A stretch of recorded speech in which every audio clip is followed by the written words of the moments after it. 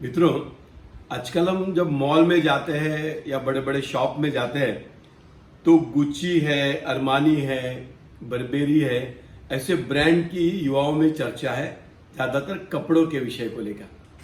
लेकिन क्या आपको मालूम है कि एक जमाने में किसके कपड़ों का ब्रांड था?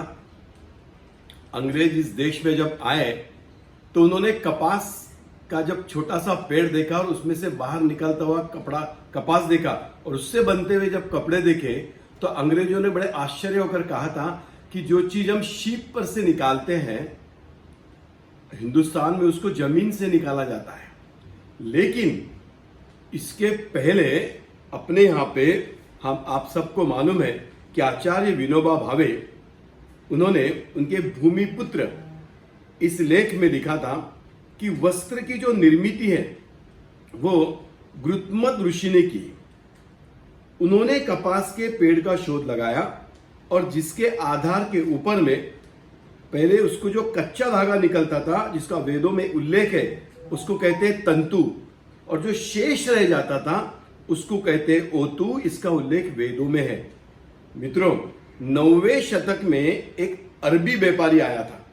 वो व्यापारी ने कहा कि भारतीय वस्त्र बड़े असामान्य वस्त्र है और विश्व में सबसे ज्यादा तलम कपड़े ये भारतीय वस्त्रों के हैं। 13वीं शताब्दी में मार्को पोलो करके एक विश्व में घूमने वाला प्रवासी आया था। उसने कहा था कि कोरोमंडल में और मछलीपट्टन में जो सूती वस्त्र का निर्माण होता है वो विश्व का सबसे क्वालिटी वाला वस्त्र होता है। 16वें शतक में एक टेवर्निय नाम का फ्रेंच व्यापारी था। उसने एक बात कही कि एक पर्शियन दूत अपने एरिया में वापस गया और अपने सुल्तान को उसने एक नरियल भेंट दिया। और जैसे नरियल भेंट दिया वैसे उसने कहा नरियल भेंट दे तो मैं सुल्तान हूं। उन्होंने साहब खोल के तो देखिए। वो नरियल खोल के देखा तो उसके अंदर 30 वार लंबी मलमली ढाके का कपड़ा था। इतने से नरियल में। और मैं अभी आपको जो रेफरेंस दे रहा हूं उससे आपके ख्याल में आएगा कि अपने देश के अंदर में जो वस्त्र का निर्माण होता था उसका विश्व में कितना जबरदस्त ब्रांडिंग था। सर बर्ड वुड ये कोई हिंदुस्तानी आदमी नहीं है।